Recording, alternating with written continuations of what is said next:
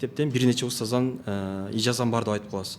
А бир эле ижаза жетишпейби бир китепке? Ижаза деген нерсе илгери биздин мурдагы алымдарыбыз ар бир китепти окуганда өзүнүн устазына барып окуп, анан ошондон шариятта сабак берүүгө акылуу деген кагаз алынган да.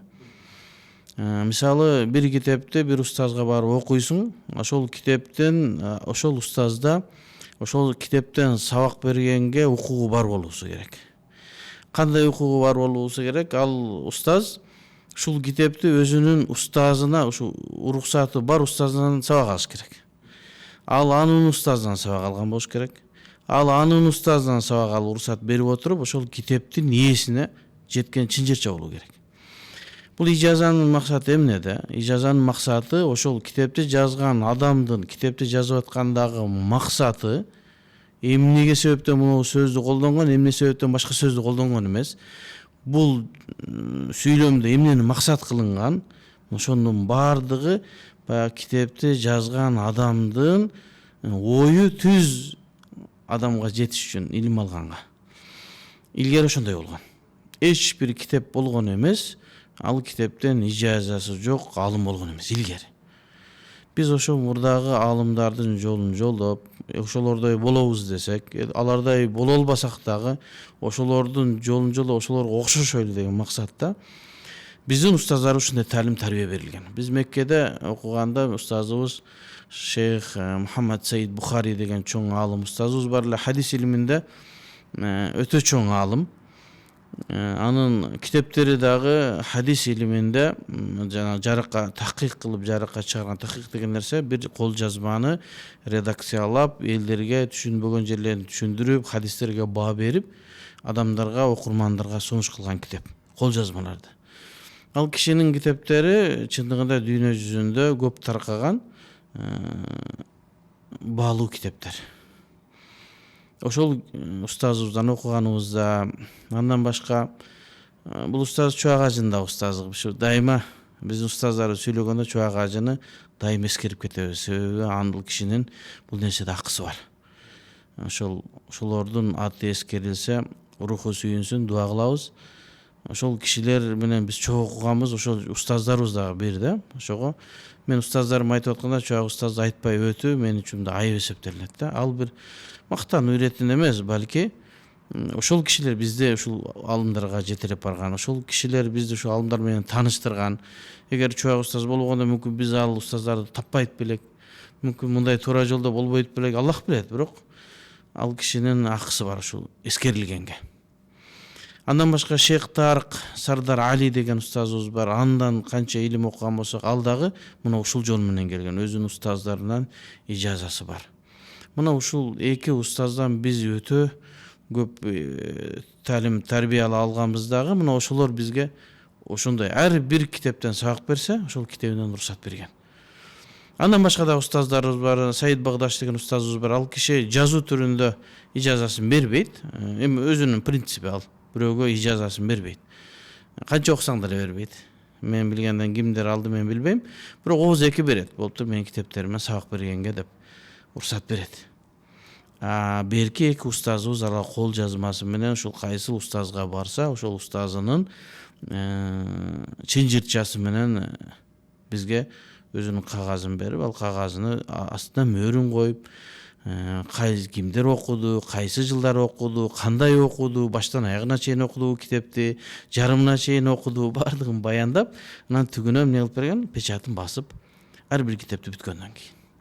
Анан дагы Шейх Салман Абдул-Фаттах Абу-Гудда деп бизде дүйнөгө эң белгилүү чоң Абдул-Фаттах Абу-Гудда деген шейх бар. Өтө улуу инсан. Хадис илимине, имам Абу Ханифанын мазхабына өтө кызмат кылган чоң алым. Ал киши имам Мухаммад Захид Каусаридин шакирти болот. Өзү Суриядан болуп эң чоң алым. Ошонун баласы дагы менин устазым. Шейх Салман Абдул-Фаттах Абу-Гудда. Ал кишиден дагы бардык окуган илимдерибизден жана окубаган деле кээ бир китептерибизден ижаза берилген. Ал ушундай бир мезгил келет, сен 100-дөгөн, 200-дөгөн китептерди устазга окуп, ижазаны алгандан кийин кээ бир устаздар Биз сенин илимиңе ишендик. Мынау китептер такталган китептер. Мен атамдын китеби. Бул жерде эч кандай неме жок. Астына анча-мынча түшүндүрмөлөр берилген. Мына ушул китептен ижаза беребиз деп ижаза амма деп коет. Ошондой ижазалар да берилген. Ал ижазаларыбыз дагы көп. Ал качан берилет? Ал бир мезгилге жеткенден кийин адамдар сенин илимиңе кепилдик болуп, сенин илимиңе ишенген мезгилде анан берилет. Анан арзан ижазалар дагы бар. Арзан ижазалар деген азыркы мезгилде мына көп таркап атат. Барып эле гыр деп бир-эки китепти окуйт дагы баштан аяк, анан кийин ижаза шуну окуду деп берип коет. Бул дагы ижаза, алхамдулилlah, бул дагы жакшы. Ушуну ала албаган деле илим талап кылгандар көп. Бирок бул бир аз арзаныраак, жеңилирээк. Ал эми биз окуган китептердеги илим ал астында окутуп, тамгасы менен ушундай илим алат. Эми ижазанын тарыхы узун. Ижазанын баасы жогору. Ижазаны кээ биркилер ижазасы жоктор. Эми ушуну айта бересиңерби, мындай эле окуп атабыз биз дейт. Эми ал сенин жолуң. Биздин жолубуз башка. Биз кандай тарбия талим алсак, биз ошол жол менен кетебиз.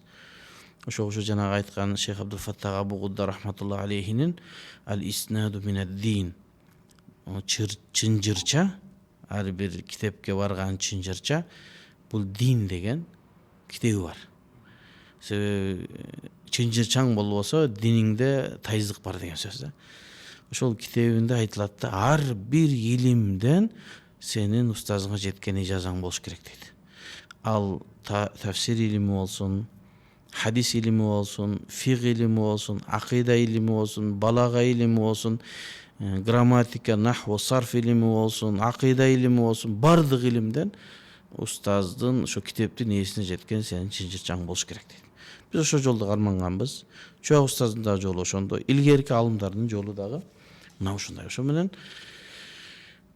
илим алдык. Азыр менин окуучуларым азыр жазып башташты. Аллах таалам ийгилик берсин. Мен көзөмөлүмдө жазып атышат.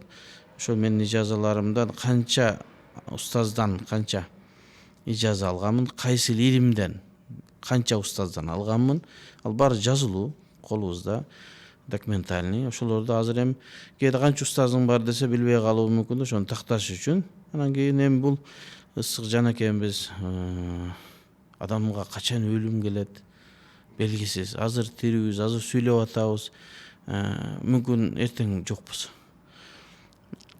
Адамдын жашоосуна кепилдик жок. Ошого шашылып жашаш керек.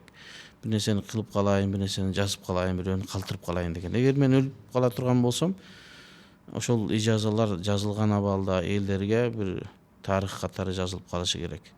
Бир күн келет, жана Умар ибн Хаттаб радиаллаху анху айткандай, бирөөлөрдүн өлгөнүн уккандан кийин Умар ибн Хаттаб айтышкан да, мына бирөө өлдү деп угуп атабыз. Бир күн келет, Умар ибн Хаттаб өлдү деген да кабар элге таркайт деген. Ошондой биз деле азыр түкүнчө бул дүйнөдөн өтүптүр, ал дүйнөдөн өтүптүр дейбиз. Бир күн келет, Олжобай бул дүйнөдөн өтүптүр деген деле күн болот да. Ошол мезгилде биздин аркабызда бир нерселер элге калышы керек. Ошого азыр жазып башташты. Мен окуучуларыма канча убакытта жазылат билбейм. Ошол кайсы китептен, кайсы устаздан окулгандарыбызды ачыктап жазып атышат. Ал бар китептерибиз, печаттары менен. Эмне себептен бир китептен бир канча устаз? Ал деген нерсе, адам бир эле китепти окуп кой, бир устазга эле окуп коюу менен ошол китептин баягы сырлары ачылбай калуусу мүмкүн. Ошого мүмкүнчүлүк болсо, бир китепти бир канча китептен да, бир канча устаздан окуганга да мүмкүнчүлүк бар. Анда кандай болуп калат? Мисалы үчүн Сахих Бухариди бир устаздан окуп бүттүң да. Дагы бир устаз сабак берип баштаптыр десе, мен аны окуп койгонмун дебей, кайра барып сабагына отура беребиз да. Биз жерде дагы бир устаз Сахих Муслимден баштап десе, ага барып отуруп уга беребиз. Бошсуң да, илим талап кылган, эртеден кечке чейин сен илим талап кылышың керек. Ошого бир китептен бир канча устаз болуп калганым мына ошондон. Ал кайра сенин ошо алган илимиңдин бекем экендигине, ошого сенин далилиң бар экендигине эле бир белгиси. Ижаза качан жоголуп баштады? Ижаза бул академиялык окуу жайлар ачылып баштагандан жок болуп баштады. Анан адамдар антип Устаздардын астында 20 жыл, 30 жыл окуп, бир китепти окуганга жалкоолук кылып башташты. Анан академиялык окуу жайлар башталып, университеттер, институттар башталгандан кийин кыска сабактардын бир сааттарга бөлүнгөн. Сааттарга бөлүнгөндөн кийин бир китепти окуп бүтүү мүмкүн эмес.